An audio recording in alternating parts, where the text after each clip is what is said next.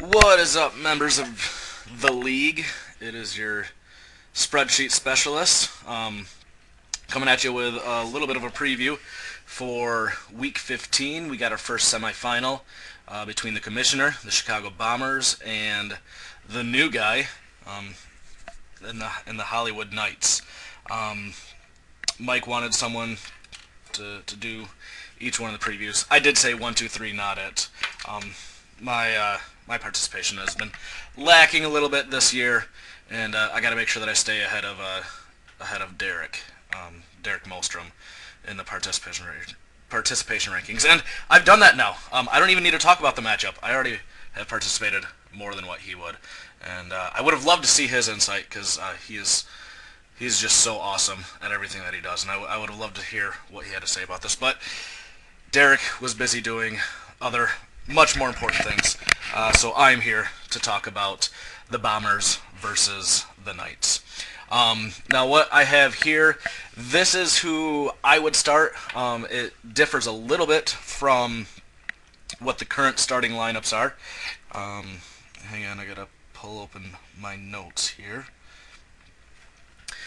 So I think right now one of the differences, I think Mike has in Marcus Mariota. Both Mariota and Wilson are coming off of a terrible game last week. Prior to that, Wilson has been pretty good, and Mariota maybe the surprise quarterback of the year.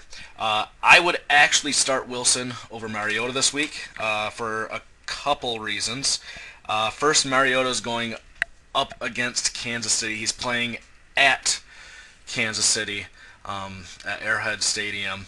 That's not the easiest place to play. Kansas City hasn't been that great against the pass, but they haven't been terrible. They've stepped it up the past couple weeks. I just don't trust a young quarterback to go in there and to dominate. I liken Kansas City's defense to Denver's. Now, Denver is probably the gold standard for defenses, but Mariota struggled immensely last week. Instead, I would go with Russell Wilson. He is playing Los Angeles Rams this week. It is a short week, but they are at home. So the Rams have quit on their coach. It was just announced that Fisher is being fired. So Wilson, more of a veteran than Mariota. LA, they don't want to win, although they don't have their draft pick, so maybe they're not really tanking. But yeah, LA has just quit. Maybe this is close to a coin flip, but I would definitely play Russell Wilson over Marcus Mariota. Over on Hollywood side, he's got Matt Ryan. Not that there's any quarterback controversy, but Matt Ryan has a fantastic matchup against the San Francisco 49ers, who are also not trying to win.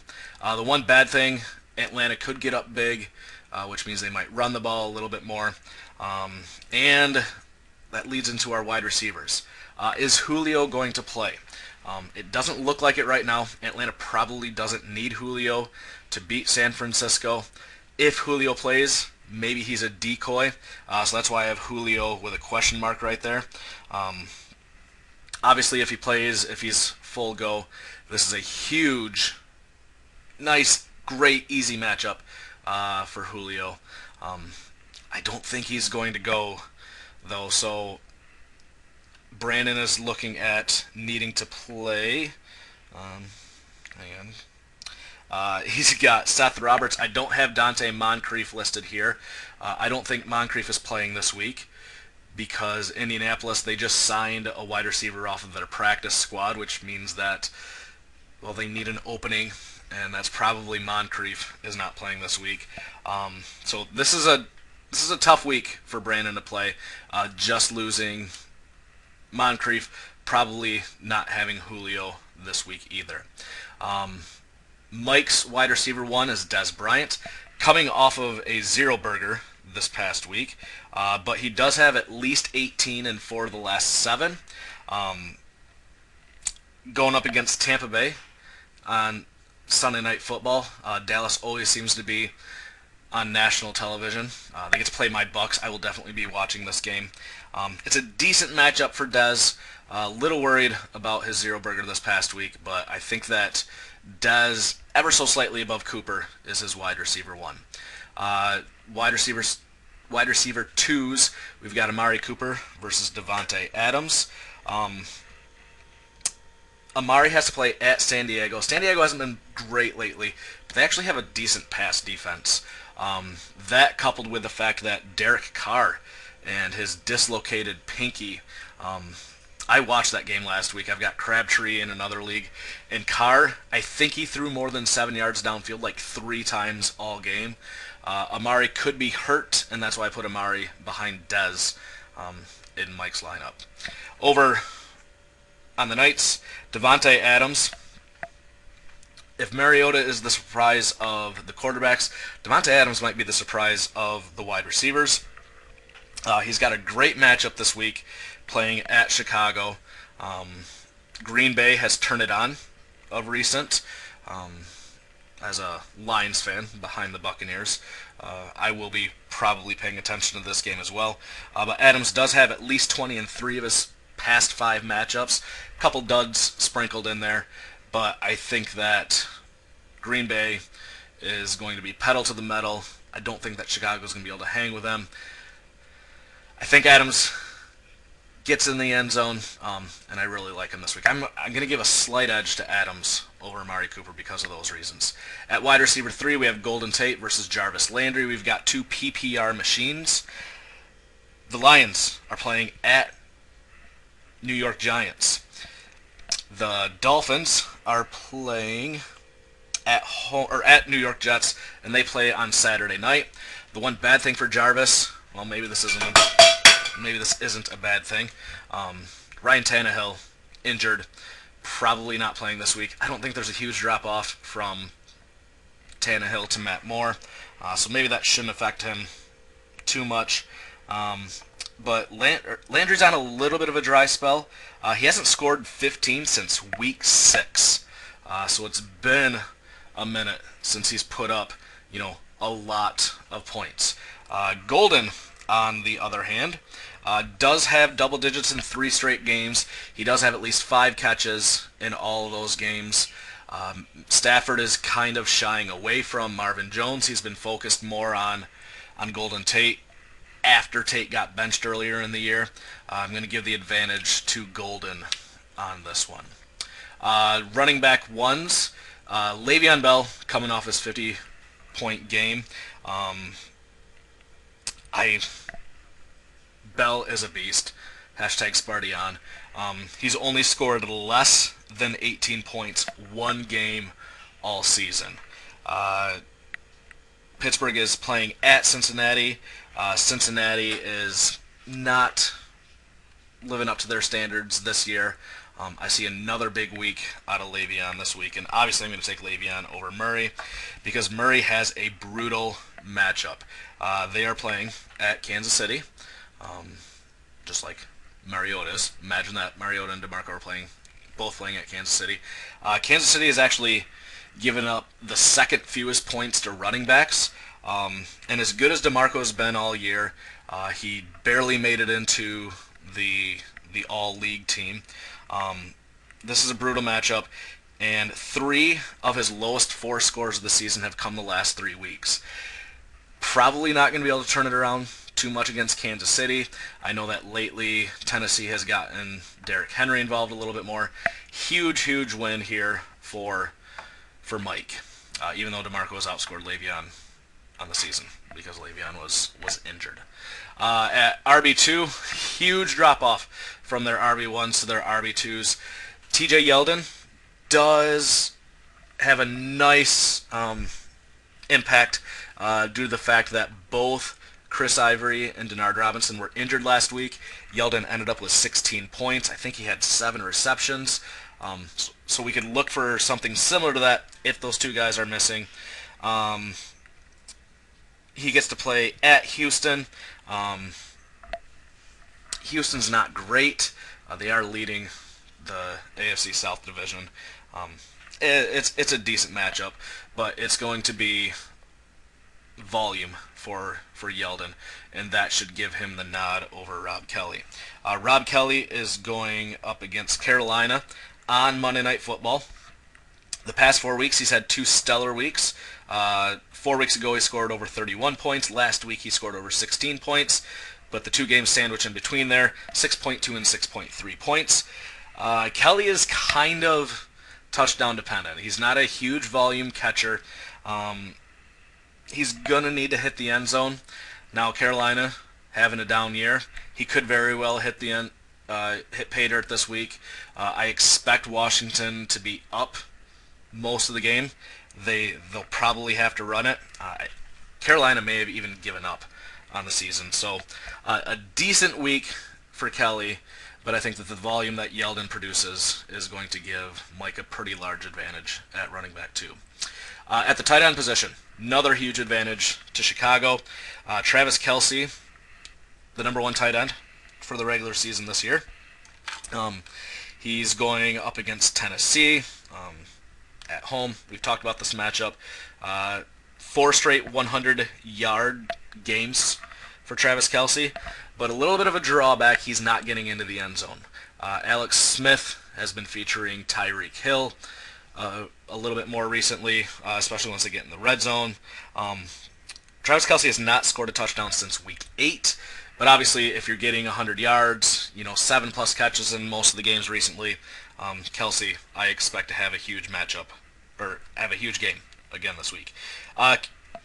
Brandon is countering with Cameron Brate.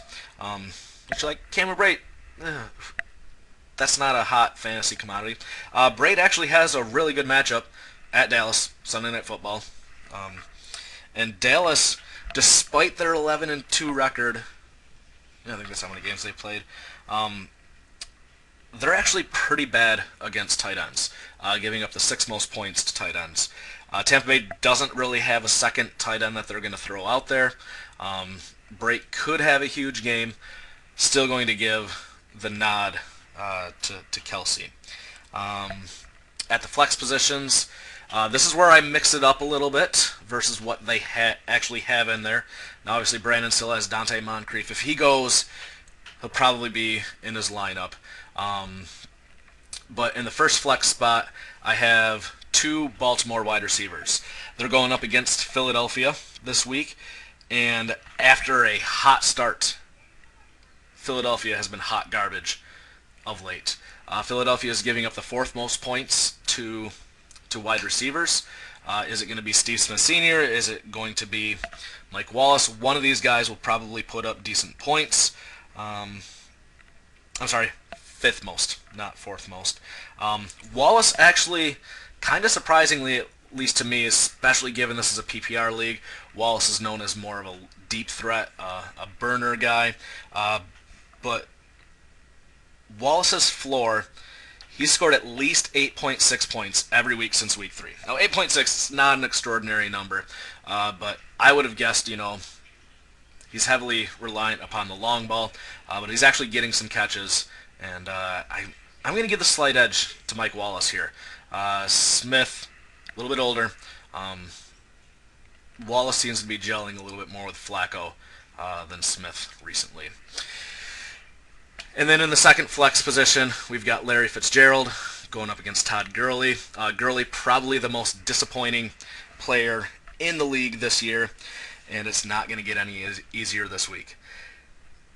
Los Angeles playing at Seattle, Thursday Night Football. It's a short week. Seattle is 2nd or 3rd toughest against the run. Now, Gurley is coming off of his best week since week 5 this past week, but sandwiched between week 5 and last week, he has been brutal.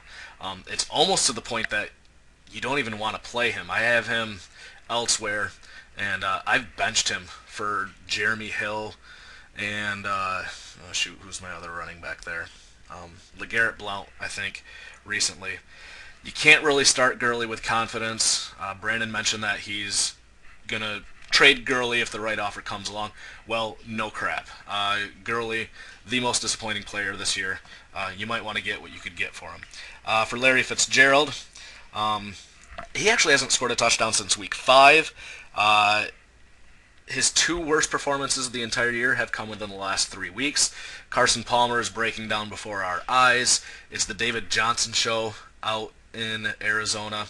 I guess Mike could choose to sit Larry Fitzgerald this week. Right now, Mike does have Brandon Marshall in his lineup.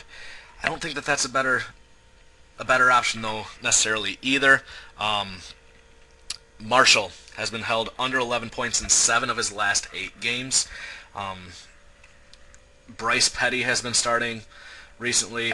Now Forte is injured. Maybe they have to rely on the pass a little bit more. I don't like Marshall in this spot either. So I gave the ever so slight nod to Fitz. So guys, I would definitely get in the Baltimore wide receivers.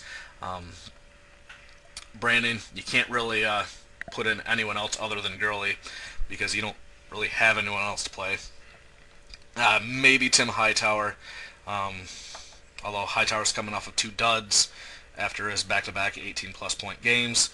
Seth Roberts, his high in receptions for the year is 4, and he only did that once. He's gotten 3 or fewer receptions every other game. He's very touchdown dependent. So this is who I would start. Agree to disagree with me. I did finish 3-10 this year, so take everything that I say with a grain of salt. Yahoo has Mike at 162 projected points and Brandon at 140 projected points. Mike has basically a 2/3 chance of winning it according to Yahoo. I would give him a little bit higher probability than that. I'm going to put Mike at winning this matchup about 80% of the time. And I have Mike advancing to play against Doug for an All-Mostrums final. I don't think anyone outside of those two would be looking forward to such a matchup. But I got Mike pretty big over Brandon this week. Alright, hope you guys enjoyed that. I will catch you guys later.